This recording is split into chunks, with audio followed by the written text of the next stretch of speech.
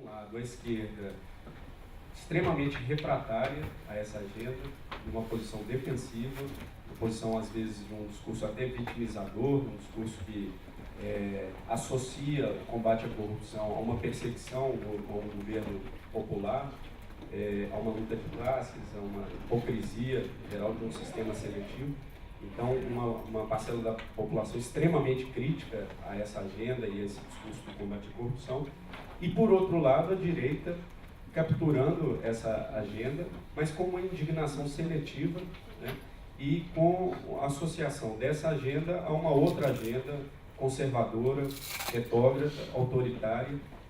E esse espaço de luta contra a corrupção, ele ficou então comprimido entre esses dois polos. Esse é o nosso grande desafio hoje, de chegar ao país e tentar encontrar um espaço para tratar das questões de raiz, sistêmicas do problema da corrupção. Uma coisa que o Pedro, já escutei o Pedro falando algumas vezes, eu acho que tem toda a razão, e essa a visão do nosso trabalho. A corrupção no Brasil não é uma disfunção. Ela é absolutamente funcional para o modelo de Estado, modelo de sociedade que nós criamos, nós temos ainda hoje no nosso país. Não é um problema, uma anomalia. Ela ajuda o sistema, esse Estado extrativista, esse Estado criador de privilégios e injustiça que nós ainda temos no país.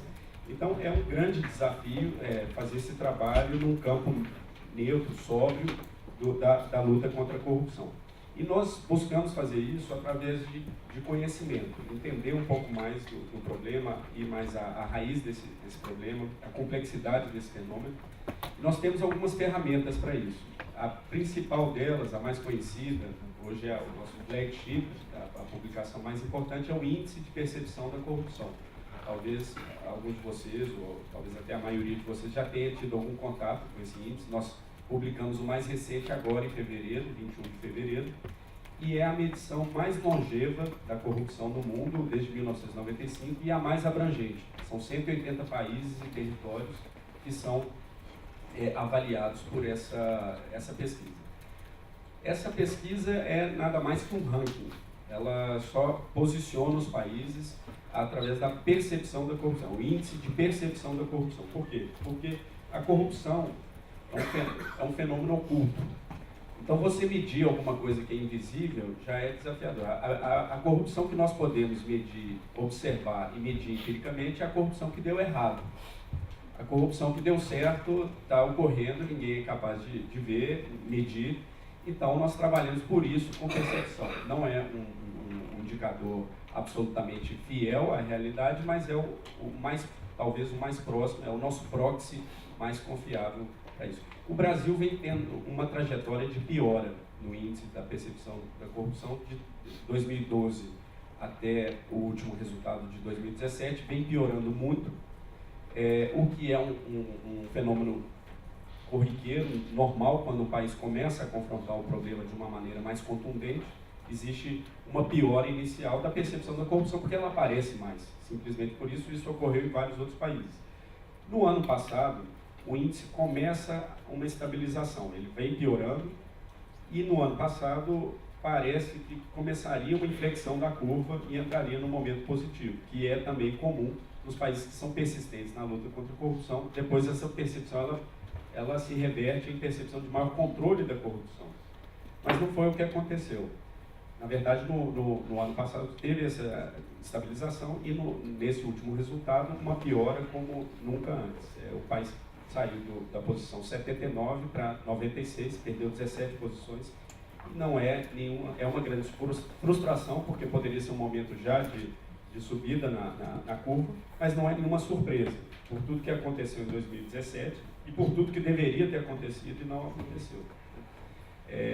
O presidente sendo acusado por 3 crimes gravíssimos e nenhum processo contra o presidente da República, o Congresso barra o prosseguimento da denúncia, mas mais importante do que isso, nenhuma ação para tratar das questões sistêmicas. As reformas são necessárias para lidar com as causas desse problema. Nós fizemos um levantamento de todos os discursos do presidente da República em 2017, no Brasil e fora, pelo site do Palácio do Planalto. Pegamos todos os discursos no Brasil e no site do Itamaraty, todos os discursos externos.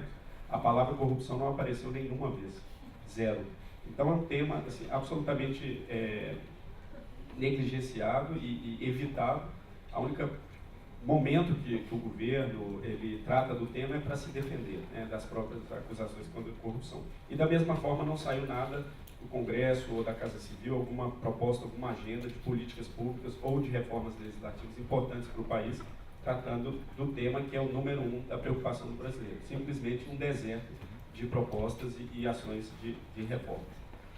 E eu queria, aí encerro já a minha primeira participação, não estendendo muito para abrir para o debate, com outra pesquisa que foi extremamente interessante e surpreendente para muitas pessoas, não tanto para nós que trabalhamos com o tema, mas surpreendeu o brasileiro, porque vieram boas notícias sobre o comportamento do brasileiro com relação à corrupção. O índice de percepção da corrupção é nada mais um ranking, como eu falei, mas em cima dele nós temos várias outras pesquisas para entender melhor a questão, o fenômeno em cada um dos países e em perspectiva comparada. Isso que é interessante também, é o privilégio do trabalho da Transparência Internacional, ver o problema em perspectiva comparada com outros países com realidades mais são semelhantes, né? Nós não vamos nos comparar com a Escandinávia, vamos nos comparar com os nossos vizinhos e entender qual é o grau do nosso problema em relação a países similares. Então nós temos o Barômetro Global da Corrupção, que é a maior pesquisa de opinião hoje no mundo sobre a experiência das pessoas com a corrupção, a vitimização, quando elas tiveram que pagar suborno, qual é o engajamento delas na luta contra a corrupção, qual é a confiança dela nas instituições, e algumas perguntas foram extremamente interessantes, o resultado do Brasil. O mais interessante, para muitos o mais interessante foi a pergunta sobre quem pagou suborno para ter acesso a algum tipo de serviço público no ano anterior. Então nós estamos falando de pagar suborno para conseguir uma vaga na escola pública para as crianças, para uma consulta médica no posto de saúde, esse tipo ou uma licença para funcionamento de um pequeno negócio, esse tipo de serviço público. Na América Latina e no Caribe, que foi a última edição da nossa pesquisa, lançada em outubro do ano passado, o Brasil foi o segundo índice de menor pagamento do suborno da América Latina. Só perdemos para Trinidad e Tobago, né? É um caso, né? Uma ilha, um caso à parte. E o resultado brasileiro foi que 11%, só 11% dos pesquisados, da amostra da pesquisa, declarou que teve que pagar algum suborno para algum tipo de serviço público. O pior caso foi o México. O México, 54% das pessoas declararam que tiveram que pagar algum suborno para acesso a serviço público. Então são 5 vezes mais pessoas respondendo que tiveram que pagar suborno no México ou no Brasil. São países, né, comparáveis. A pesquisa foi recebida com muito ceticismo, muito cinismo também, e a resposta que nós mais escutamos foi que o brasileiro mente muito. Mas é claro que essa pergunta ela é constrangedora para qualquer país, para qualquer nacionalidade. O mexicano também se sentiu constrangido quando foi confrontado com essa pergunta, assim como todos os países, a Argentina, o Chile, etc. O interessante dessa pesquisa não é o valor em si. Pode ser que não sejam 11%, pode ser que sejam 20%, pode ser que sejam 25%. Mas a comparação com os outros países, essa é interessante. Então, essa a interpretação desse resultado. Primeiro é que nós avançamos muito em relação ao combate à corrupção no serviço público e em relação aos nossos vizinhos. E segundo, uma reflexão de onde está realmente o problema da corrupção o mais grave no país. Será que é no dia a dia das pessoas mesmo? Será que o cotidiano do brasileiro está tão eivado de corrupção como tanto se diz? Ou é uma relação do grande capital com o alto poder político, o sistema de contratações públicas, a grande corrupção, né? Então é uma reflexão bastante interessante. E o outro resultado que chamou muito a atenção é a pergunta, você acha que o cidadão comum, o indivíduo, pode fazer a diferença no combate à corrupção? O brasileiro, 83% dos brasileiros responderam que sim. Foi mais alto na América Latina e no Caribe. Mas depois nós fizemos o compilado de todas as regiões da pesquisa, foram 77 países consultados essa pergunta, e o resultado do Brasil foi o maior do mundo. O brasileiro hoje é o cidadão que mais confia na própria capacidade e no seu papel de lutar contra a corrupção, nos 77 países. Então, é uma pesquisa que lança, né, questões interessantes para o debate, de qual é a nossa situação atual, a realidade do brasileiro, com a sua experiência com a corrupção, e nos dá, de certa forma, esperança, né, esse engajamento do brasileiro. Agora, para que lado esse engajamento vai? Eu acho que essas últimas manifestações de rua, queimando bonecos de juízes do Supremo Tribunal Federal em Porto Alegre, essas declarações, né, inclusive, né, do Exército Brasileiro, etc.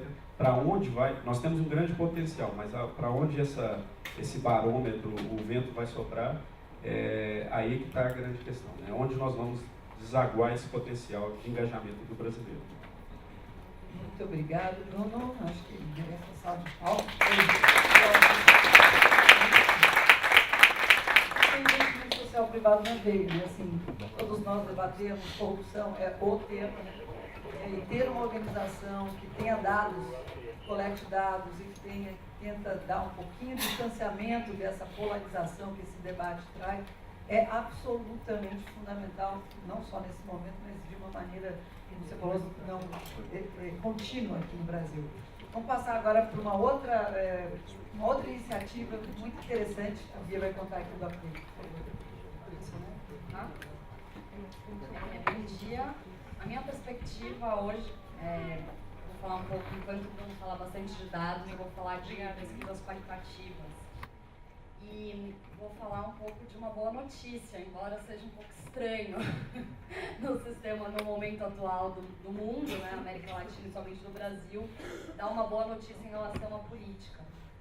Mas a verdade é que essa crise que a gente está vivendo, ela nada mais é do que um sintoma de um distanciamento absoluto entre o cidadão e o poder público, entre um sistema que está totalmente desatualizado. Como a gente fala, a gente brinca no Instituto Update, a gente está com um software novo rodando num hardware antigo. Então, obviamente que vai dar bug. E tá rolando. E está rolando e mostra que, na verdade, a sociedade, a política está sendo insuficiente para responder às demandas e os desafios da sociedade do século XXI.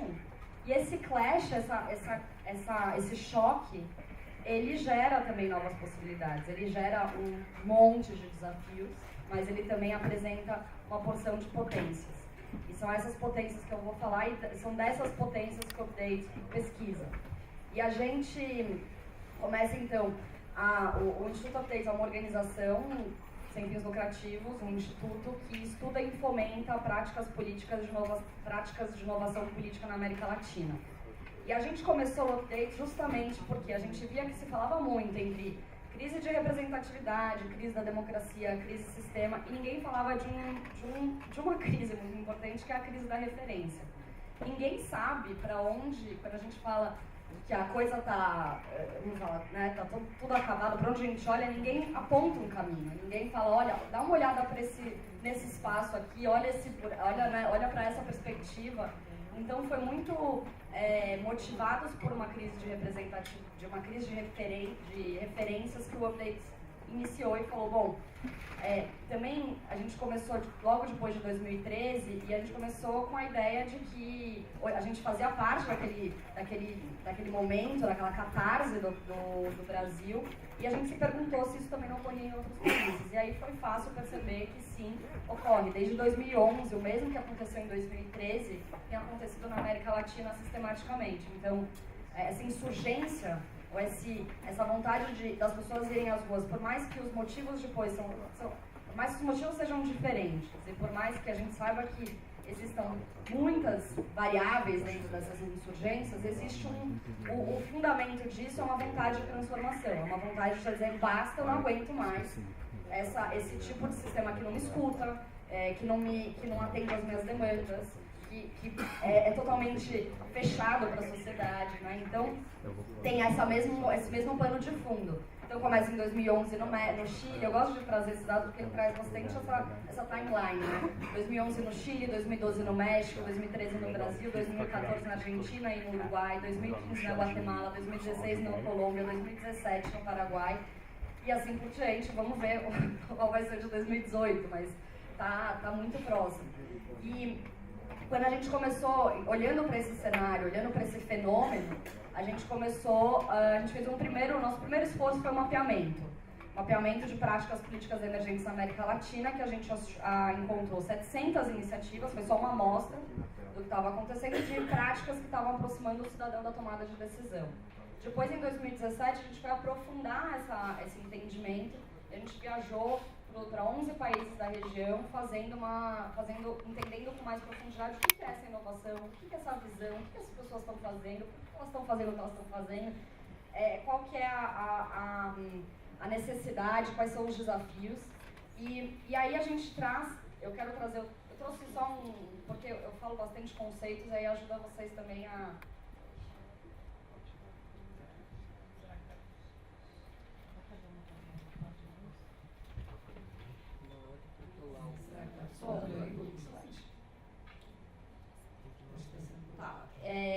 O que a gente traz, o que eu vou trazer aqui para falar para vocês de forma geral, dessas 700 iniciativas e dessas 250 pessoas que a gente entrevistou, a gente conseguiu, eu vou trazer 5 macro tendências de comportamento isso. 5 macro tendências. O que a gente viu, quais são as tendências que estão impulsionando a inovação política na América Latina? A primeira é o protagonismo cidadão, que é basicamente o cidadão que toma atitude para transformar a sua própria realidade. Enfim, depois no nosso site vocês podem entrar com mais detalhes, porque também cada macro tendência tem uma micro tendência. Enfim, o negócio vai se desenrolando em muitos exemplos também, então não é só conceito. A gente tangencia isso em exemplos. A outra macro tendência é a identidade estética, que é uma nova maneira de comunicar a política que aproxima as pessoas da política, de fato. São novas narrativas lúdicas, narrativas que acabam aproximando o cidadão. A terceira é a transparência 360. A transparência, né, a transparência é um tema muito comum da transparência de dados, da transparência de informações, do combate à corrupção. Mas aqui a transparência a gente vê que ela expande o seu conceito. E começa a falar também de transparência de comportamento, transparência da ação, como que um político transparece aquilo, não só os dados públicos, mas as suas próprias posições políticas, as suas próprias decisões. A quarta, que é o que a gente está vendo bem forte no Brasil e na América Latina também, é esse movimento das ruas às urnas. É a sociedade civil que resolve disputar o poder institucional, resolve ocupar a política, né? Então, esse movimento bem forte. E, por fim, o cidadão em foco, que são novas práticas de governo que trazem, desde mandato a gabinetes, a práticas de construção de políticas públicas e serviço público, que traz o cidadão para a co-construção dessas políticas. Então, essas 5 macro tendências, elas apontam para esse novo olhar que a gente pode dar para a política, né? É isso, assim, no meio, enquanto a gente vê esse sistema apodrecendo, surge e emerge, mesmo na borda, mesmo nesse contexto adverso, surgem iniciativas e perspectivas que tentam responder a isso, né? E aí, olhando depois de 2 anos, a gente vê que existe um novo paradigma sendo colocado. Quando você olha essas iniciativas e analisa elas em profundidade, você entende que há esse novo paradigma entre velho e novo. Então, você sai de um lugar de reclamação para maior colaboração, de polarização. Então, entendendo essas iniciativas grandes, entendem que a polarização é extremamente maléfica para a construção de uma coletividade, de uma democracia. Então, busca a integração, busca a reconstrução desse tecido social, governos menos reativos e mais responsivos. menos hierarquia e mais colaboração e cultura de rede, e com valores que são valores bem interessantes. Do primeiro, da pedagogia, para descomplicar, porque a gente precisa parar de não entender mais, a caixa preta da política precisa ser aberta, então essas iniciativas tratam a partir desse valor. A transparência, fundamental e necessária para a geração de confiança. A empatia, que é a capacidade de você entender o outro e a partir disso construir com o outro, gera aproximação entre diferentes e também aproximação da política e do cidadão e da política, do poder público. E, por fim, o que é um dos mais importantes, que é a capacidade que essas iniciativas têm de gerar autonomia do cidadão, gerar cidadãos livres e que trazem como consequência uma corresponsabilidade, que quer dizer que não é só a sociedade a culpada por tudo e não é só o Estado culpado por tudo, senão somos culpados ou não culpados igual, temos a mesma responsabilidade. É interessante a síntese que o Bruno traz, que acho que aponta também essa necessidade de você se sentir responsável pela corrupção, né, nesse caso, mas aqui a corresponsabilidade mesmo de que democracia a gente está criando, que democracia a gente está fazendo, a partir de quais cidadãos que estão livres para pensar, que são autônomos da sua própria decisão. Então, depois de algum tempo, e agora em maio a gente vai lançar a pesquisa final que chama Emergência Política na América Latina, e a gente traz com mais profundidade o que é esse sistema, o que é essa nova perspectiva, mas eu já trago alguns pontos para o que é a inovação política, que a gente, como update, tá olhando, que a gente, olhando para essas 250 pessoas, consegue traçar. Existem muitas formas de fazer inovação política, mas essa é a que a gente acredita, é essa que está tangenciada nessas entrevistas, nessas pessoas que a gente selecionou. Então, são iniciativas que reduzem a distância entre o cidadão e o governo e que promovem a emancipação cidadã na construção do tecido social, e que são ações que isso é muito importante para a América Latina e fundamental para o nosso estudo, que é a inovação política na América Latina, a premissa ou o princípio fundamental é que ela deve reduzir as desigualdades. Não existe democracia saudável numa sociedade desigual como a nossa. Então, enquanto a gente não combater enquanto a inovação política não atingir esse tipo de problema, a gente vai estar falando de perfumaria, a gente vai estar falando de mudar um sistema se a gente não consegue aprofundá-lo. Então, já estou indo para o meu final, que é dizer também, aí acabou os meus slides, mas dizer que durante esse tempo de pesquisa, e principalmente do mapeamento inicial, que a gente observou que 30% dessas iniciativas foram desativadas, morreram. E aí existem três motivos, mais dois grandes motivos e fundamentais, que depois eu comprovei isso no processo de análise de campo, que é, a primeira, a falta de financiamento. É muito fácil começar uma iniciativa, é muito difícil manter uma iniciativa. Ninguém consegue viver de ativismo, ninguém consegue pagar as contas, né? Viver basicamente, a gente não está nem falando de viver no confortável. Não dá, e a sociedade civil, e principalmente o setor de investimento social, são poucos na América Latina, são raros os que investem nessa agenda de democracia, de fortalecimento democrático, que é uma reflexão que a gente tem que fazer junto. Por que isso, né? Porque também eu acho que também, na verdade, é um sintoma dessa distância, né? Esse medo de tocar na política, como se a política fosse uma droga, né? Que eu toco, vou ficar viciado e você, enfim. E a primeira é essa, né? A questão de não pensar no fortalecimento não ter financiamento, não tem financiamento. Esse ecossistema que a gente vê, ele é extremamente frágil também por isso. E a segunda é por não ter financiamento, por não conseguir se sustentar, logo ninguém conhece. Se ninguém conhece, não tem apoio da opinião pública. Então, sem isso, sem vocês conhecerem, sem que a gente conheça, como é que a gente faz com que, minimamente, isso tenha relevância? Então, como vários processos na América Latina, toda tentativa de se combater o status quo ou fazer uma coisa diferente, essas faíscas são facilmente apagadas. E a gente chega ao extremo do que a gente viu com a Marielle, que que foi de fato executada. Das poucas ativistas e poucas pessoas, nem só mulheres, mas pessoas que estão lutando pelo fortalecimento democrático, reconstruindo o tecido social, elas são... Uma delas a gente perdeu dessa maneira e até hoje a gente não sabe como e porquê.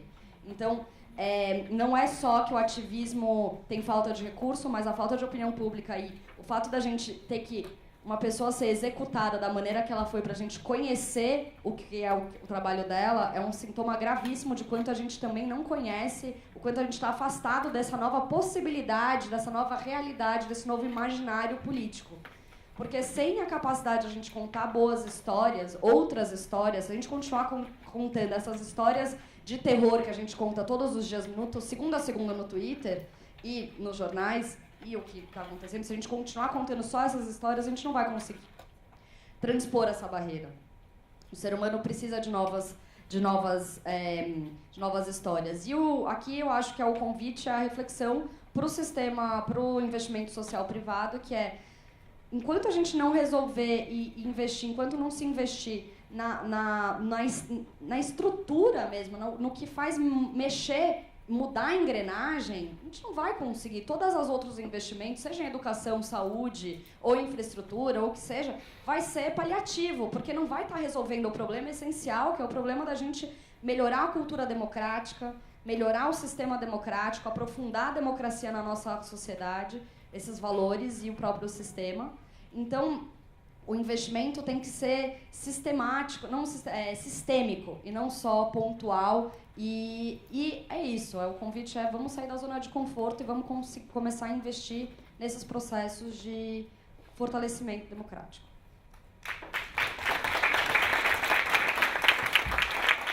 Excelente provocação, Bia. Eu acho que tem aí um debate, né? A gente está no Congresso do GIF, assim, muito interessante ouvir por que o investimento social privado tem dificuldade, medo de investir na política, logicamente não uma política partidária, mas nessas novas... A gente provavelmente sabe de todas as possíveis metodologias na área de educação, saúde, troca, conta, casos... mas na área da política, que é da democracia, que é tão esse pano de fundo para qualquer outro tema, né, a gente ainda não tem um investimento social privado, com boas exceções. E aqui está a Open Society, que é uma fundação que vem investindo consistentemente nessas novas iniciativas. Pedro, por favor. Obrigado, Ana. Bom dia a todas e a todos. Eles conseguiram chegar nessa sala, um labirinto. Vitoriosos, acho que já passaram pelo teste de usar o aplicativo, que aquela cena para mim já foi uma provocação para a Bia de como usar a tecnologia para participação não necessariamente é inclusiva. Mas eu queria justamente começar a partir da provocação da Bia, né, que tanto o exemplo do Bruno quanto da Bia, que são duas organizações que a Open Society tem muito orgulho de apoiar, mostram essa necessidade de a gente, do investimento privado, se quiser levar a sério as transformações no Brasil, olhar para a democracia, né? Então, o primeiro ponto que eu queria colocar é por que em geral, o investimento privado no Brasil não olha para a democracia, né? Claro que, de um lado, a gente tinha, até um certo tempo, talvez uma ilusão de que havia uma estabilidade democrática no Brasil e que isso era um tema encerrado, que se resolveria sozinho, e cada vez mais a gente vê essa estabilidade democrática sendo posta em risco, né? Posta em risco de várias maneiras, mas por nada pelo crescimento vertiginoso e talvez não antecipado da extrema-direita no Brasil nos últimos anos, coisa que 4 anos atrás parecia absolutamente impensável na proporção que isso está tomando. Não estou falando nem de candidatos especiais, não estou falando de um sentimento que vai contra tudo que está sendo discutido aqui. Então, se tem um sentimento forte crescendo na sociedade, que é contra tudo que está sendo discutido num espaço como esse, ou esse espaço presta atenção nisso, ou a gente não está falando do elefante na sala, né? Então, acho que o primeiro ponto, e aí queria trazer uma questão que a Ana tem sido talvez a principal voz nesse campo do setor filantrópico a falar disso, que é o estilo de filantropia que a gente tem no Brasil que precisa ser questionado. Em primeiro lugar, claro, o peso da filantropia corporativa em comparação com a filantropia familiar é gigantesco no Brasil. E, claro, ninguém está falando para que as corporações e as empresas parem de fazer filantropia. Mas a gente precisa entender que o tipo de risco que a filantropia corporativa é capaz de assumir é completamente diferente do tipo de risco que a filantropia individual costuma ser capaz. E acho que tem um lado que ou as empresas entendem que tem que assumir mais risco na sua filantropia para que a gente possa botar a mão no que precisa ser botado do ponto de vista da estabilidade democrática do Brasil e do enfrentamento das desigualdades mais profundas, ou a gente precisa discutir mais seriamente o tema de filantropia familiar, estrutura tributária para isso, incentivos e cultura mesmo. E acho que a Ana tem sido uma grande valorizadora desse processo. Além disso, a gente tem no Brasil uma cultura filantrópica que passa por apoiar projetos, pequenas iniciativas ou de ser uma filantropia operacional, né, que vai colocar a mão na massa. A filantropia operacional, sobretudo corporativa, aí sim essa tem uma capacidade de tomar risco muito baixa, porque a associação da marca é enorme, então né, o setor que vai avaliar isso no marketing, etc., vai pedir, pelo amor de Deus, não tomem riscos tão associados à marca que você... E a capacidade de tomar risco inclui muitas vezes apoiar coisas que você não sabe onde vai dar, que são diferentes entre si. O update e a transparência internacional não concordam em tudo. E para a gente apoiar organizações que não concordam é fundamental. Né? Tem várias coisas muito parecidas, etc. Mas você ter organizações com pensamentos diferentes, criando um caldo de cultura no qual a gente pode ter, de fato, o desenvolvimento democrático florescendo, é o grande papel que a filantropia pode ter e que diferencia a filantropia do Estado. Quer dizer, o Estado tem que resolver os grandes problemas da sociedade. Mas o Estado muitas vezes não tem justamente essa capacidade de tomar os riscos para gerar inovação e para enfrentar, para apontar para os grandes desafios. A filantropia tem isso, desde que seja uma filantropia que aceite tomar esse tipo de risco. E para isso ela precisa ser uma filantropia mais focada em apoiar organizações, mais do que projetos, e disposta a tomar riscos. E aí, na minha opinião, a filantropia familiar é mais propensa a isso do que a filantropia corporativa. Então, acho que eu quero começar do diagnóstico de que o nosso grande problema hoje não vai ser resolvido pelo tipo de filantropia que tradicionalmente existiu no Brasil. É claro que isso está mudando até em grande medida pelo papel que a Ana desempenha, mas o próprio Update é reflexo disso. O tipo de apoio que o Update recebe, o Update é uma organização que recebe apoio não só de organizações estrangeiras, como a Open Society, que tem mais essa tradição, mas que recebe apoio de filantropia familiar brasileira, coisa que, não, de novo, se a gente tivesse um GIF alguns anos atrás, isso não existia e, portanto, uma organização como a Update não poderia existir. Ou seria exclusivamente financiada por organizações estrangeiras. Então esse é o primeiro ponto que eu queria colocar na mesa. Mas aí aprofundando um pouco mais os desafios concretos que a gente tem, eu queria colocar 3 questões que eu acho quando a gente fala, mas no que investir, né? Se a gente for tomar risco e olhar com o cuidado necessário para os desafios que a gente tem desse crescimento da extrema-direita populista, que coloca em xeque tudo que a gente está discutindo aqui, no que a gente tem que investir. A gente tem muitas áreas, mas eu vou trazer, claro, da nossa perspectiva, enviesada pelo que a gente faz, mas da perspectiva da Open Society, que é uma fundação familiar e que faz, basicamente, grant-making, ou seja, apoia outras organizações. Né? É muito pouco operacional. O primeiro ponto, que eu acho um ponto de compreensão em que ambiente, qual é o ambiente que fertiliza esse populismo conservador de hoje, é o tema da violência. Né? Então, o tema sobretudo, a gente mora num país, a gente não pode negar, em que 60 mil pessoas são assassinadas por ano. A gente tem, nos últimos 20 anos, 1 milhão de pessoas foram assassinadas no Brasil. Nos últimos 5 anos, mais pessoas foram assassinadas no Brasil do que na Síria. O Brasil tem 12% dos assassinatos globais, tendo 3% da população. É uma tragédia de um tamanho que a gente só não está pensando nisso todo dia, isso não ocupa todas as mesas de quem está olhando e tentando resolver o Brasil, porque as pessoas que morrem são as pessoas invisíveis. Né? A Marielle era exceção disso, porque apesar de negra, da favela, bissexual, ela estava ocupando um espaço de poder. Mas essas mortes acontecem todos os dias nas periferias brasileiras, com uma intensidade que é assustador que isso não choque. Então, e isso alimenta, porque a existência desse contexto violento gera um populismo que vai querer reduzir direitos, vai querer reduzir a maioridade penal, criar políticas de segurança mais violentas ainda, numa encruzilhada que a gente vive, que é as políticas de segurança que funcionam não geram votos. As políticas que geram votos, o aumento da guerra às drogas, a militarização, matar gente na favela, comprovadamente não funciona.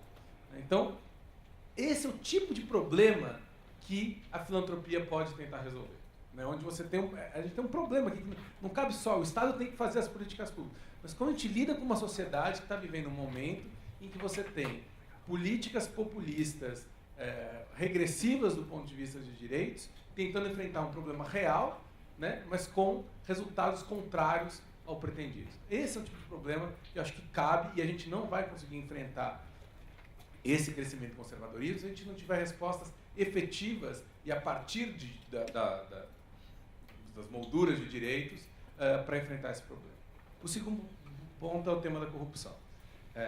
O Bruno trouxe aqui, acho que é incrível o que a Transparência Internacional está fazendo, mas é curioso também como há poucas organizações brasileiras que têm o tema da corrupção dentro de uma perspectiva não moralista e simplesmente, vamos ser contra a corrupção, mas com propostas efetivas de como enfrentar o tema sistemicamente a partir de uma lógica de direitos, a partir de uma visão inclusiva. Né?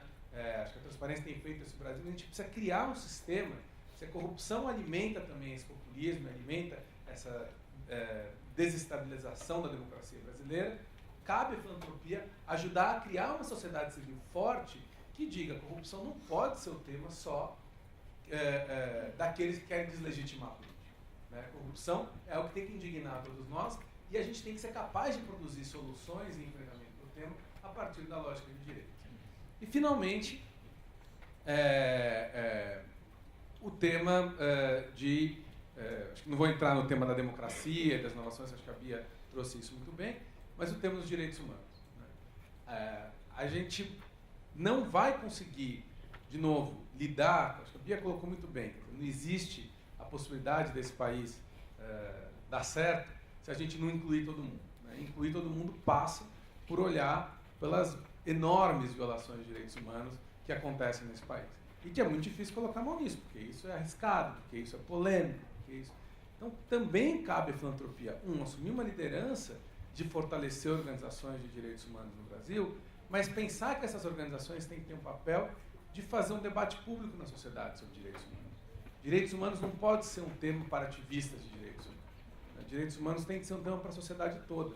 E isso só vai acontecer se a gente tiver uma filantropia preocupada em colocar isso na centralidade do debate da sociedade. Com novas estratégias, pensando sobre isso de maneira mais criativa do que a gente vem pensando hoje. Nesse contexto, realmente para concluir, hoje vai ser anunciada uma iniciativa que acho que num momento muito difícil, mas é uma iniciativa que a gente espera inspirar a filantropia brasileira a se juntar a ela e pensar coisas parecidas.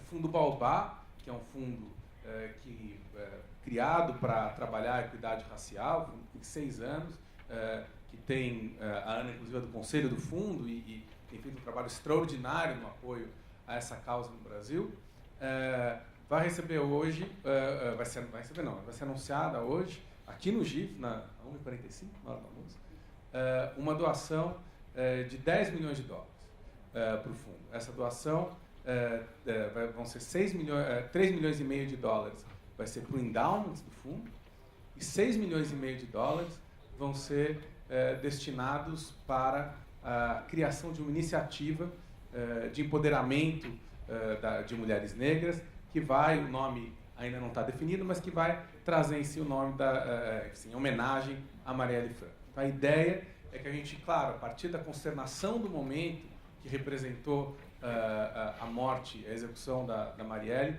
a gente possa ir da vibração que foi esse luto, quer dizer, foi um luto de pessoas na rua, não foi um luto de pessoas em casa, como aproveitar essa energia para, de fato, colocar o tema das mulheres negras na centralidade e do racismo na centralidade do Brasil. Então, 4 fundações, a Fundação Kellogg, que é inclusive quem faz a maior doação, porque estabelece um match para quem fizer a doação, e vai anunciar hoje que está fazendo, a partir de agora, em função dessa iniciativa, cada organização estrangeira que doar $1 para isso, a Fundação Kellogg vai dar um match de 2, e cada fundação brasileira, ou cada doação brasileira, pessoa física ou jurídica, para essa iniciativa, vai ter um match de $3 da Fundação Kellogg. Então, que a filantropia brasileira aceite esse convite, né, para levar isso adiante. Então, a Kellogg entra no fundo como a principal doadora, nós da Open Society, a Fundação Ford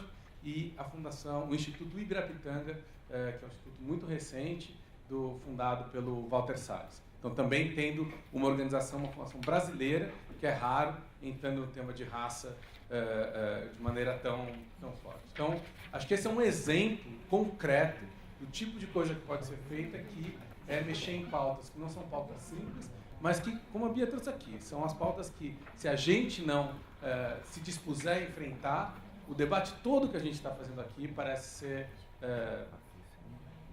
está passando ao lado daquilo que é principal.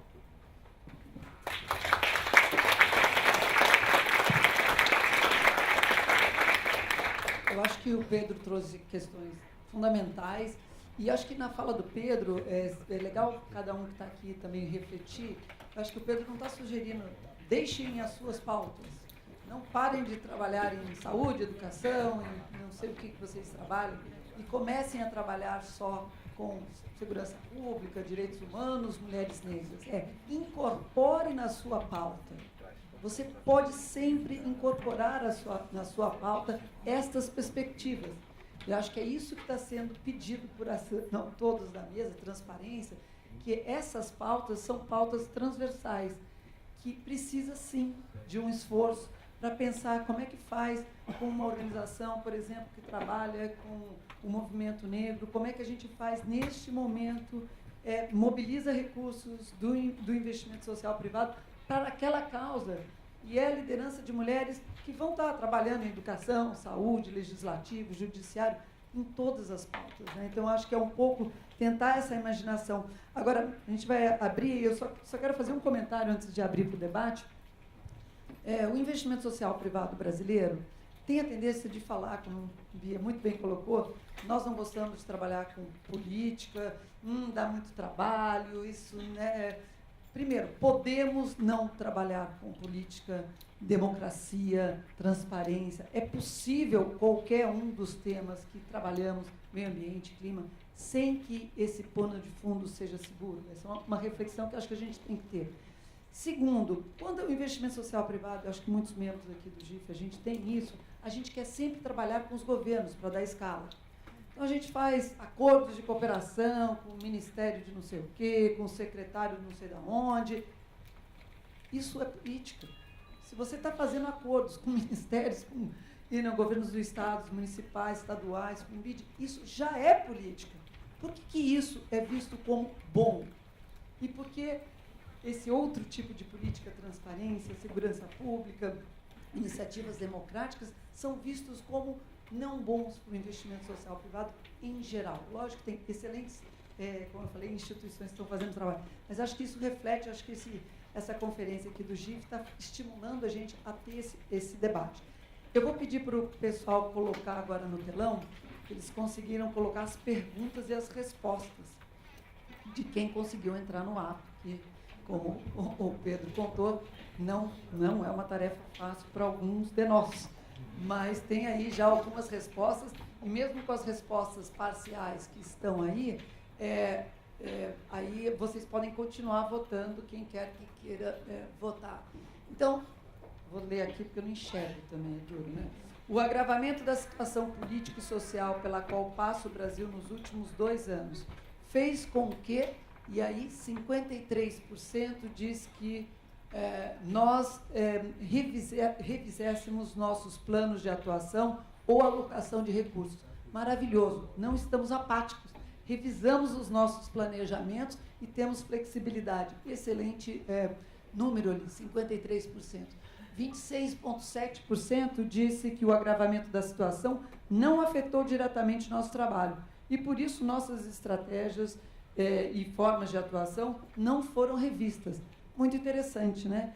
Não sei com que temas as pessoas que responderam aí trabalham, mas interessante que não afetou. Como é que esse pano de fundo não afetou? Que áreas são essas que não foram afetadas? Interessante conhecer. 20% delas, aí falou o número B, que a situação do agravamento social e político vem nos afetando, vem afetando a nossa situação, mas ainda não conseguimos rever nossos planos. Então, assim, 47% ainda não reviram, uns acham porque ainda não deu tempo, outros porque não afetou, e 53%, não, mudou um pouquinho, está mudando aí, que vamos conversar, mas meio a meio. Alguns já mudaram, 50% mais ou menos mudaram, e outros ainda não mudaram. Temos flexibilidade como investimento social privado de poder mudar, queremos mudar, percebemos que muda ou não. Então, essa é a primeira resposta. Vamos para a segunda, só rapidinho. A segunda, qual o impacto das eleições? Qual é o impacto das eleições de 2018 no trabalho que você vem desenvolvendo? Primeiro, nenhum, 0%. Então, todo mundo acha que as eleições terão um impacto na gente. Lógico que as eleições ainda não aconteceram, mas terão um impacto, então, que é importante nos engajar, de alguma maneira.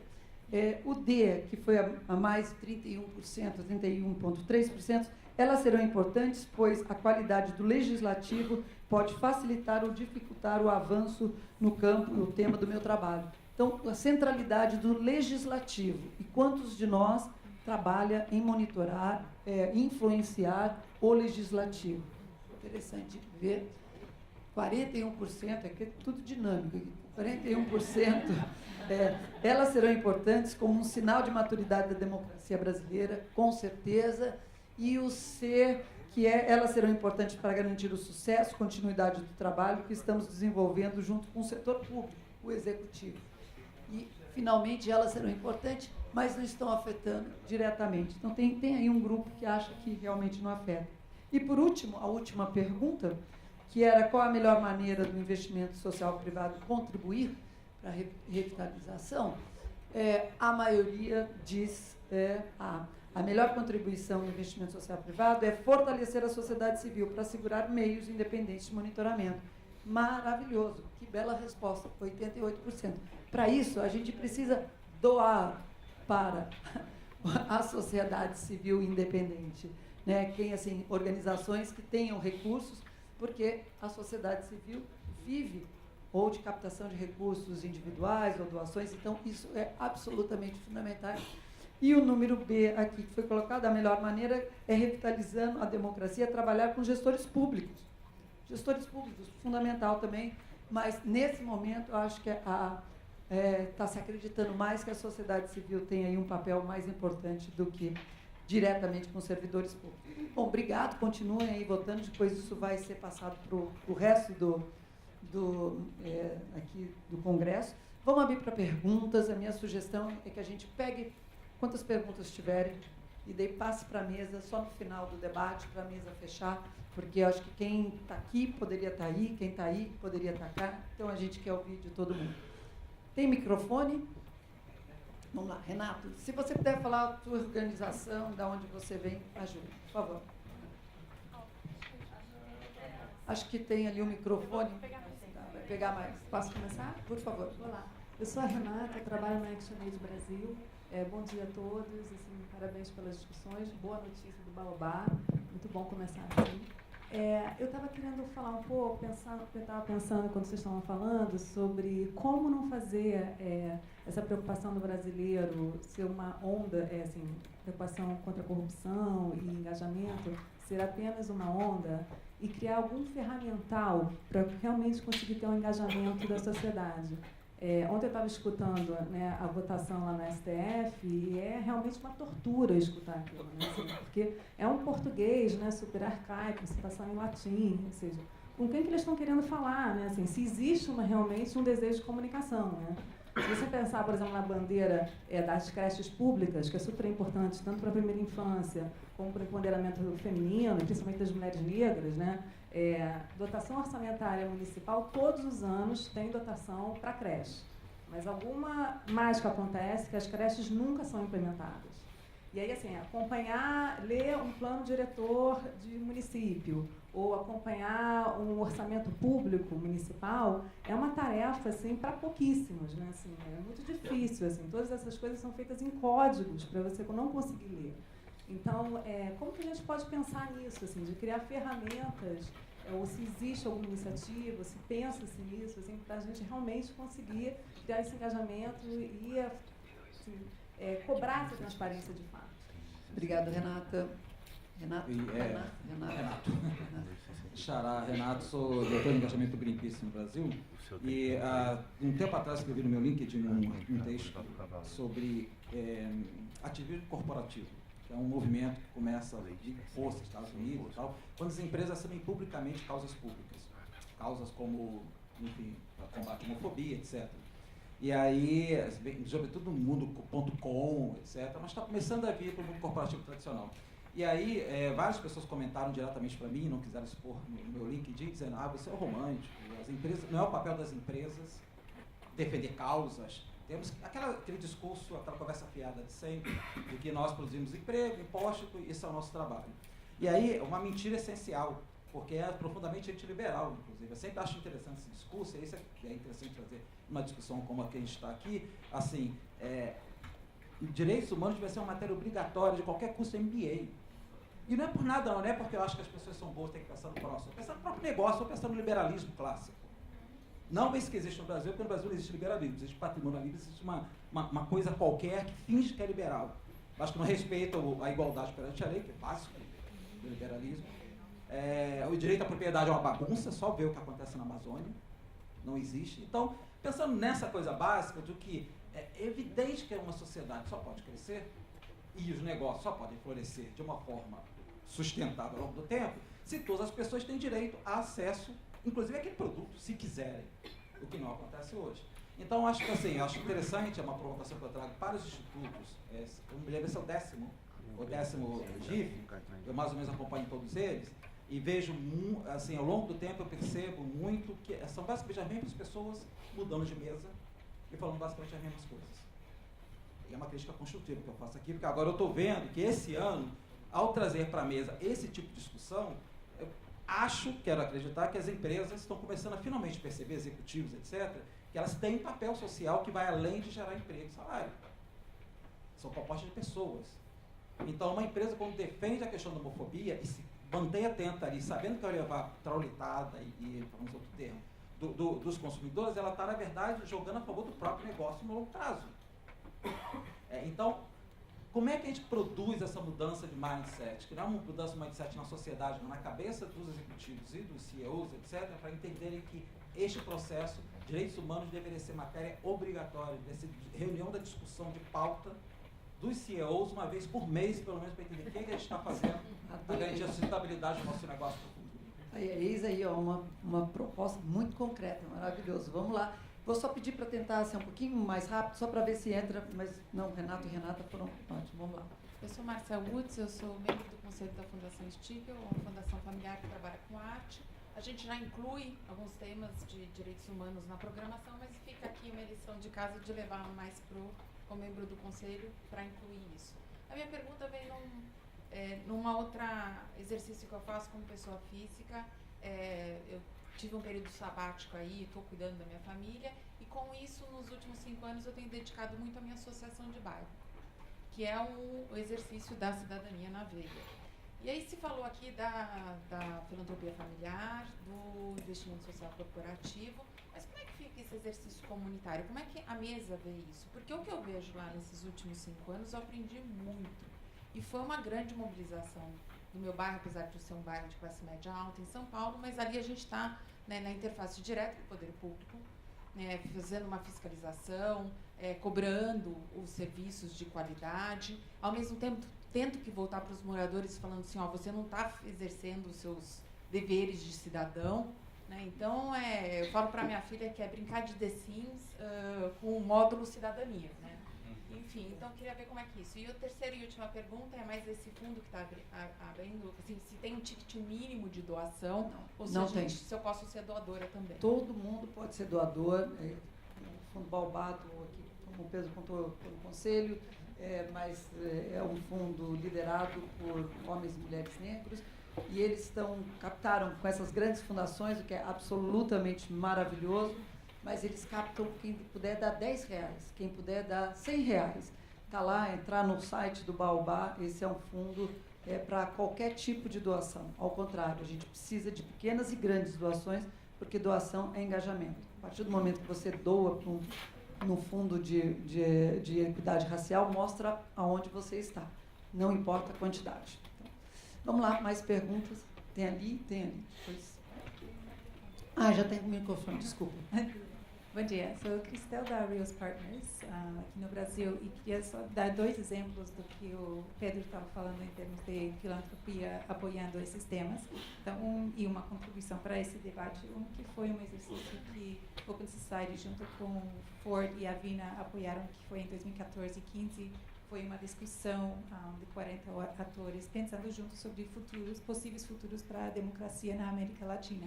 Então, tenho alguns folhetos aqui, falo de democracia em transformação, intenção, mobilização e agonia.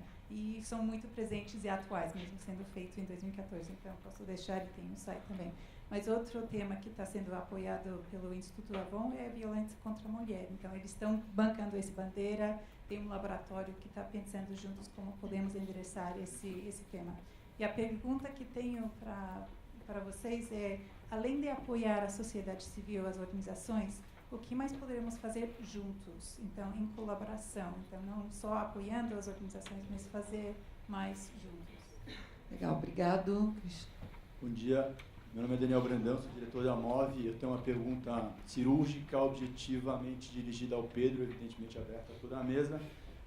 Acho o diagnóstico, as 3 questões, extremamente provocantes e corajosas, mas do ponto de vista pragmático, Pedro, e aí lhe provoco, não seria romantismo de nossa parte acreditar que corporações, investimento social privado, corporativo brasileiro, vai fazer algo que eu não tenho observado ao longo dos últimos 15 anos, que é botar recursos financeiros em temas como violência e temas como direitos humanos, né? Algo que me parece uma disrupção na sua prática. E colocar temas aí de maneira direta para enfrentar o problema, sem retóricas do tipo, vamos investir em educação, porque a educação vai tirar as crianças, etc., algo que a gente está cansado de escutar. Muito obrigado. Obrigado. Tem outra pergunta? Meu nome é Cecília, sou do movimento Põe no Rótulo. A gente ouve muito no investimento social em projetos que sejam replicáveis, escaláveis, em organizações, mas a gente sente muita carência de investimento em empreendedor cívico. Aquele que traduz esses códigos que a Renata comentava, por exemplo, na Anvisa, que é o nosso projeto, e traduzir, olha, tem consulta pública é isso, você preenche assim, clica lá, faz assim. Agora é audiência pública, você pode estar lá. Toda essa tradução, toda essa decodificação, como disse a Beatriz, a gente, se não tiver muita garra, muita paixão, a gente some. Porque não dá para viver só de amor, não dá para viver só de paixão. Então, quando você me pergunta, né, o que a gente pode fazer? Talvez pensar em investir em empreendedores cívicos, em organizações não institucionalizadas. Obrigado. Mais perguntas ainda temos? Cabe. Desculpa. Posso ir? Bom, super grata aí, é um alento escutar 4 grandes parceiros tratando desse tema, sou Gláucia, da Fundação Avina. A provocação que vem um pouco mediando aí as reflexões da Avina nos últimos anos, e aí não só no Brasil, mas na América Latina como um todo, eu acho que eu quero compartilhar aqui com vocês, que eu acho que é meio um dever de casa para todos nós, que é da gente pensar também o quanto o próprio investimento social privado está sendo capaz de pensar e promover concertações, né? E aí eu falo de concertações em vários níveis.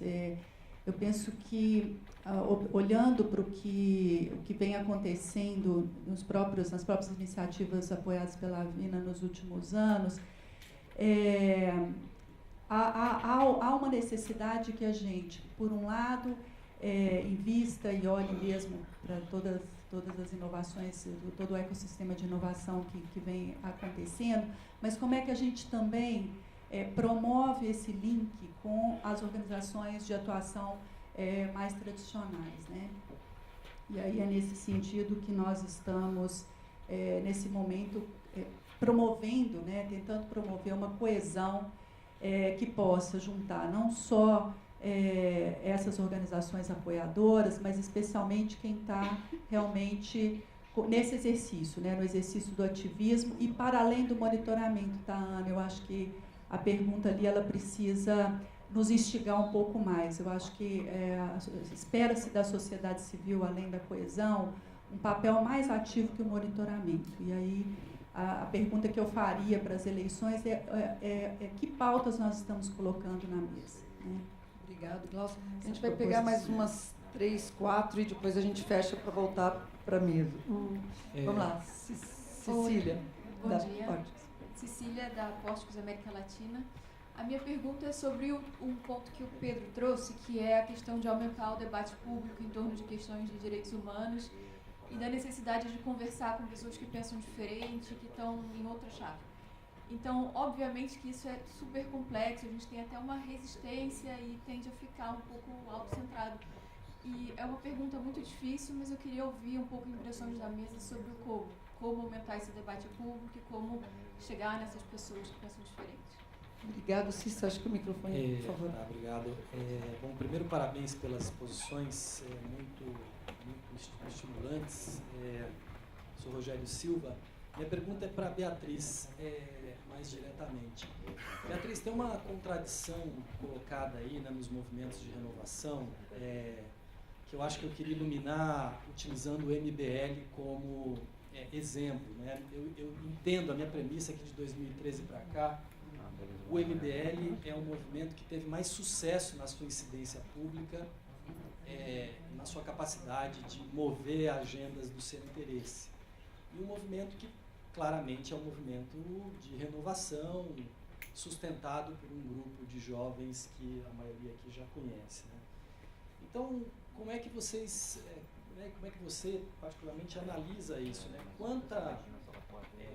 Quanto as agendas conservadoras estão presentes nos movimentos de renovação que você cita, que, por exemplo, né, a série Política Modo de Usar identificou na América Latina e também no Brasil, e como lidar com isso, ou seja, como lidar com um movimento que por fora parece absolutamente jovem e por dentro é mais velho do que as múmias egípcias.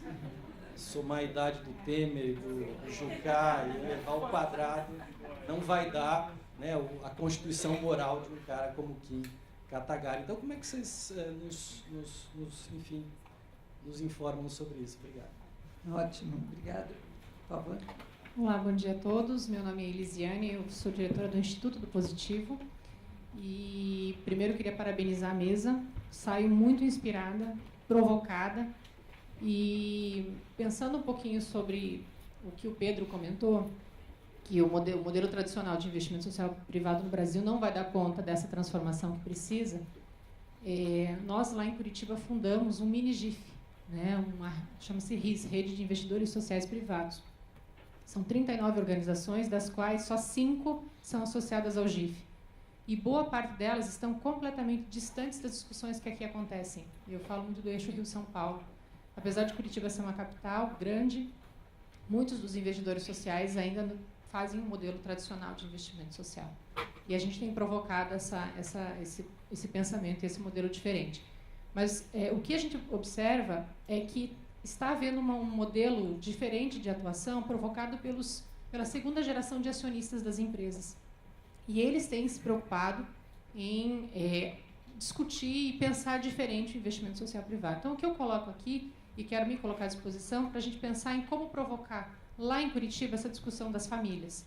Hoje nós temos aqui 3 acionistas de grandes grupos que estão aqui, né? Mas fora os grandes mercados tradicionais, os grandes investidores que são vindos de empresas multinacionais, a discussão ainda é muito rasa. Então, se houver uma possibilidade dos investidores que estão aqui, que são familiares, né, que têm uma visão diferente, queiram vir conversar comigo, eu preciso de ajuda, né? Eu vou adorar receber vocês lá e a gente provocar essa discussão com as famílias. Obrigado, muito obrigado. Temos mais 2 perguntas, depois a gente tenta voltar para a mesa. Por favor. Olá, bom dia. Júlia, da plataforma Filantropia do PNUD.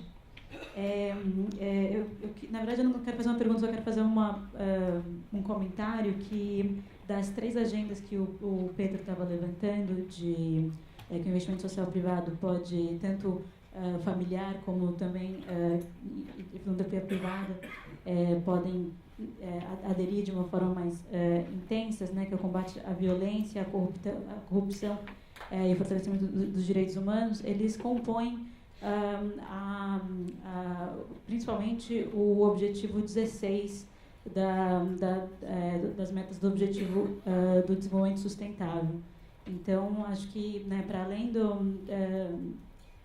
além de serem, na verdade, um investimento de risco, na verdade, eles estão aí sendo propostos internacionalmente como forma para a gente atingir a Agenda 2030. Então, só recordando esse ponto. Legal, obrigado. E acho que o microfone, por favor. Bom dia. Sou Tiago, da Estratégia Nacional de Educação Financeira. Olhando para os 3 pontos do Pedro, né, corrupção, violência, né, direitos humanos, e quando saiu o ranking de percepção da violência, né, da transparência, eu fiz uma comparação com o índice Gini. Os países, né, ranqueados no Gini e os com a maior percepção da corrupção. Tem um casamento muito interessante, né, entre percepção da corrupção e desigualdade de renda. Né? Vai país por país, esse exercício é até interessante. Cada país, quanto mais desigual, mais corrupto ele é. E olhando violência e olhando direitos humanos, será que não perpassa tudo pela desigualdade de renda?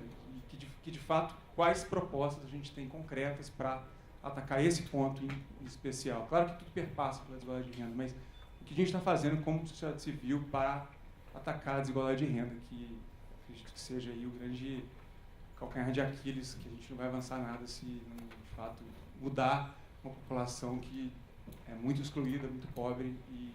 Né. Obrigado. Vamos voltar aqui para a mesa, porque me falaram que a gente tem que acabar 10h30, daria para ficar muito mais tempo. Vou começar na ordem inversa aqui. Pedro, por favor. A gente tem 4 minutos entre os 3 para responder todas essas perguntas. Fica fácil, porque a gente sabe que a gente não vai responder tudo. Eu queria pegar um ponto que apareceu em várias perguntas, porque acho que até para esclarecer uma coisa que eu falei na fala, falando um pouco apertado, acho que qual é o papel da filantropia corporativa nesses temas e qual é o papel da filantropia familiar. Então, eu concordo com o Renato, eu acho que sim, a gente precisa convidar a filantropia corporativa a tomar mais risco, né? A trabalhar com temas como direitos humanos, porque, como o Renato disse, é interesse de qualquer pessoa que pensa no futuro do país, e é isso que esses últimos momentos têm assim, ensinado para a gente, que é inclusão, investimento em direitos humanos, são necessários para uma estabilidade mínima da democracia brasileira. A gente não está falando de uma utopia máxima de inclusão dessas pessoas, mas assim, uma estabilidade mínima não vai acontecer enquanto a gente tiver os ataques aos direitos humanos no nível que a gente vem vendo isso crescer. Isso interessa a todo mundo, né? Agora, acho que tem 2 coisas. Uma é claro que isso envolve risco. É claro que você apoiar a regulação do mercado de drogas, por exemplo, é um tema que não é popular. E talvez uma empresa não queira estar diretamente associada a isso. Por isso que também apoiar organizações com visões diferentes, etc., e apoiar em outras organizações, investir menos em filantropia operacional, é algo necessário na filantropia corporativa, que dê esse passo também, né, de porque isso permite uma tomada de risco muito maior do que se você está tendo a filantropia operacional. Agora, existe um outro tipo de tomada de risco, talvez mais profundo, de coisas mais ousadas, e que essa eu acho que é a vocação mais da filantropia familiar. Eu acho que existe um papel para todos em apoiar muito mais direitos humanos, mas acho que são papéis diferentes. Outra pergunta que eu vou pegar é a da Cecília, sobre como falar de direitos humanos. Acho que a Pórticos apoiou uma pesquisa feita pelo SESEC, que foi muito interessante, que é uma organização lá do Rio, SESEC, que mostrou, quando a gente usa a palavra direitos humanos, a reação da pesquisa de opinião pública no Rio, a reação da população é muito negativa. Mas quando a gente fala nos temas de direitos humanos, a reação, se a polícia tem que matar, se uma pessoa merece um julgamento justo, a reação das pessoas é muito mais positiva. Então tem um desafio de comunicação ali que exige um tipo de investimento que, aliás, as empresas sabem fazer muito bem de como comunicar. Para não dizer que a gente não tem nenhum exemplo concreto, para mim um bom exemplo de uma organização que a gente financia é a página de Facebook Quebrando Tabu, que é uma página que tem mais de 8 milhões de seguidores e que fala de direitos humanos para um público que não ouviria falar de direitos humanos de jeito absolutamente criativo, né? Então acho que esse tipo de investimento é o tipo de coisa que pode dar resultado nesse sentido. Bom, também pego 2 pontos só. Eu acho que o primeiro, casaram 2 perguntas, como engajar canalizar esse potencial do engajamento, né, que a nossa pesquisa apontou, e a questão do local, né. O nosso trabalho da Transparência Internacional é uma organização grande, ela é capaz de entrar nos debates em Brasília, até nos debates internacionais, etc., sobre o tema da corrupção, mas, para nós, um eixo prioritário e estratégico é o combate à corrupção na base, fora do eixo e nos pequenos municípios, e ali é o desamparo total. E ali, corrupção é direitos humanos na veia. As coisas, as agendas, elas são totalmente interligadas. A gente fala de Lava Jato em Curitiba, está falando de um navio sonda da Petrobras que um dia custa R$700 mil de aluguel. A gente está falando da refinaria Abreu e Lima, mas a corrupção, o combate à corrupção que é feito abaixo do radar, ali pelos movimentos nos pequenos municípios, esse é o que a gente quer olhar e quer ajudar que o recurso chegue lá, nessa ponta, e que o apoio, o investimento social e apoie e enxergue essas pessoas, esses grupos que estão fazendo esse combate há muitos anos. Eu dou um exemplo de uma organização, é a Força Tarefa Popular, né, o nome da Força Tarefa ainda 15 anos antes, uma Força Tarefa de combate à corrupção que começou 15 anos antes da Força Tarefa Lava Jato. Ela, há 15 anos, ela faz um trabalho de auditoria cívica, caminhando, usando a tradição do Nordeste, no Piauí, no interior do Piauí, visitando cidade em cidade e chamando as pessoas a fazer auditoria cívica. Então, pegando as contas do centro de saúde, da escola local, da prefeitura, e fazendo escolas de cidadania e caminhando para a próxima cidade. E usando a tradição da procissão, que é muito cara no Nordeste, e fazendo isso todo o interior do Piauí há 15 anos, e agora isso acontece no Ceará. A cada ano a gente acompanha, e são casos de represálias violentas, ameaças graves. Anteontem foi colocado no porta-malas de um carro, algemado, viajando a noite inteira e largado num lugar isolado. O ano passado foram recebidos a bala numa das cidades, em Parambu, 400 quilômetros de Fortaleza. E esse combate à corrupção na base, além do desamparo total do recurso, da proteção, da visibilidade, ele tem uma força importante, porque é na base que a grande corrupção se sustenta. Na Baixada Fluminense que o Eduardo Cunha ele mantém sua rede, seu curral eleitoral, ele mantém uma rede de lavagem de dinheiro com igrejas locais, o controle das prefeituras, etc. Então, se nós atacamos também a corrupção na base, além de ajudar as pessoas assim, no serviço público, na realização de direitos, de uma forma imediata e direta, também nós enfraquecemos a grande corrupção que tem os pilares fincados na base. Isso é um ponto que eu queria trazer. O outro ponto é sobre conversar com o outro lado e essa criação de pontes, né? O Pedro deu o exemplo de uma iniciativa que eles apoiam, o Quebrando Tabu, mas eles apoiaram a fazer essa ponte também com o nosso trabalho, num episódio que eu queria contar. No ano passado, nós acompanhamos o trabalho do MP com as 10 medidas contra a corrupção. Achamos que foi uma iniciativa importante em diversos aspectos, mas tinha problemas também importantes, limitações e problemas de conteúdo, forma, abordagem. E, numa ocasião, a Open Society nos convidou para uma conversa lado a lado, algo não era público, com a Defensoria Pública do Rio de Janeiro. Estavam aterrorizados com algumas das medidas e fizeram, né, no bom estilo carioca, né, eles fizeram as desmedidas contra a corrupção, né? Depois fizeram o outro grupo aqui em São Paulo, as 10 medidas contra a Constituição. Mas o fato o interessante que foi sentar e conversar com esse grupo, e foi assim, foram horas que nós passamos. Pois é, e aí passamos horas lá, e nos abriram os olhos para vários temas importantes, assim, que respingava em várias outras coisas, transbordava para vários outros temas as mudanças legais que eram pensadas para o combate à corrupção, mas afetariam diversos outros tipos de crimes e outros tipos de réus, né? Então, nesse encontro, nós decidimos então que nós íamos levar a Defensoria Pública para conversar lá com o Deltan Dallagnol, com a Força Tarefa Lava Jato em Curitiba. Então, nós ligamos lá para o pessoal em Curitiba, e era já na véspera da votação no Congresso. Não, vocês poderiam receber a Defensoria Pública? Não, primeiro eu falei, lê o relatório, falei com o procurador, leu o relatório, que eu acho que é importante, tem questões importantes. No dia seguinte ele leu, no dia seguinte me ligou e falou assim, olha, eu li, não tenho visto críticas tecnicamente embasadas como essa, e eles fizeram um bom trabalho. Eu acho que eles têm bons argumentos, tem coisas que eles não entenderam, tem coisas que a gente pensa diferente. Eu falei, tudo bem, agora você senta e conversa com eles. Ele falou, se fosse a banca privada de advogados, eu não aceitaria nesse momento, porque tem Bom, encerro a história, fazendo curta.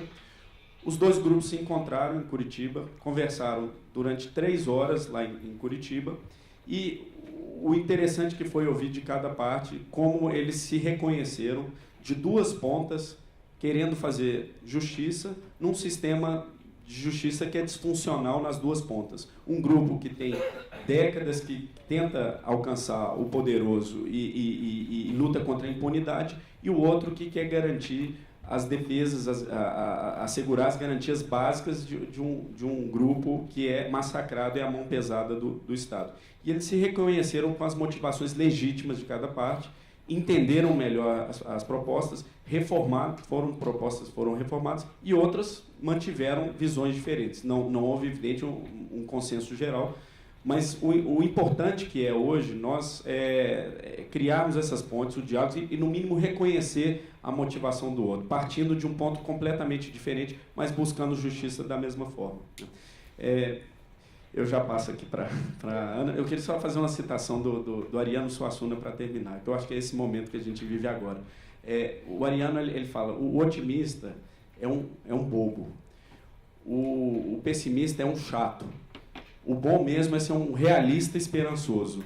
Eu acho que esse momento, 83% da população quer fazer alguma coisa contra a corrupção. No entanto, hoje o Brasil é o ponto mais baixo de crença na democracia. Na América Latina, todo o Latinobarômetro, o brasileiro é o que menos confia hoje na democracia, mas é o que mais quer fazer alguma coisa. Isso é uma combinação potencial excelente, mas perigosíssima. Então é um momento de realismo esperançoso.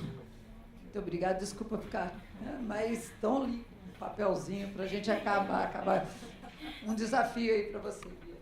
Vou ser super breve, vou responder 2 perguntas, obviamente a que foi direcionada a mim, e a da Renata, a primeira, sobre como a gente decodifica esse código da política. Então, tem uma das iniciativas que eu faço parte e que eu acho que traduz bastante esse anseio, que chama Jogo da Política, que é uma metodologia de educação política que trabalha a realmente não ensinar a política, como funciona a política, como é o jogo da política. Então, de uma maneira lúdica, a gente passa pelos três poderes, né, em que os jovens, né, é para jovens, mas a gente jogou isso já com adultos e todo mundo, ninguém sabe como funciona, então é para todo mundo, na verdade, mas a gente direcionou esse projeto para escolas, né, para jovens entre 12 e 16 anos, que é justamente para aprender como é que faz uma lei. Eles fazem uma lei, eles têm que defender essa lei, eles vão para a plenária, depois como gestores públicos eles têm que decidir orçamento, decidir prioridade, mudar. A gente faz o jogo, a gente usa aqueles material dourado. Então, o dinheiro, que é um quadradinho que vira milhões, aí fica aquela coisa de tira 1 milhão daqui, 1 milhão dali, e aí você começa também a ter uma percepção de valor e de quantidade, de como isso impacta políticas públicas. Enfim, eu acho que a educação política é fundamental. Precisa de educação política nas escolas, e educação política que ensina o que é o sistema democrático, o que é a política. Ideologia, tem que se questionar a ideologia a partir disso. A partir, questionar pensamentos, né? Não ideologia, mas questionar os pensamentos a partir do sistema democrático, como que a gente tem que conviver com os diferentes e tal, e não acabar com a educação, que isso realmente não vai, né? Enfim, não precisa nem prolongar minha fala aqui sobre não ter educação política nas escolas. A outra do MBL. Para nós, obviamente, o MBL não é uma inovação política e não é uma renovação política, né? Como você disse, inovação política. Eu queria só também fazer clarificar que inovação política para nós não é tecnologia. A tecnologia é meio e não é fim. Então, o MBL é um projeto, um grupo que está aumentando a polarização da nossa sociedade. Não está gerando autonomia no cidadão, não está reduzindo, está inclusive reduzindo a distância entre o cidadão e a tomada de decisão, porque ele, na verdade, fica polarizando e não cria nenhum projeto. Que projeto que o MBL tem? O Twitter? Ficar colocando... Enfim, eu não sei. Enfim, eu acho que a gente tem que olhar olhando para os nossos pontos, que é como a gente consegue combater, que é não está reduzindo a desigualdade, ou seja, não reduz a desigualdade. Os projetos dele, a fala e o que eles colocam, na verdade, aumenta a polarização e não está preocupado em reduzir as desigualdades do país, não está preocupado em aumentar a democracia e a conversar, porque democracia não é saber conversar com o diferente, é saber ter tolerância, é saber respeitar opiniões e não, enfim, esse jogo de ódio, de raiva e de agressão que é. Então, e aí o recado que a gente faz também é todos os movimentos que se colocam como renovação, tem que se colocar atenção, nós enquanto eleitores, enquanto cidadãos, que essa renovação está calcada em uma inovação. Que inovação é essa? Porque senão a gente fica repetição e não renovação, né? Tem diversidade, porque se a gente não estiver tratando de diversidade, se a gente não estiver tratando desses temas que são nefrálgicos na nossa democracia, a gente não está tendo renovação.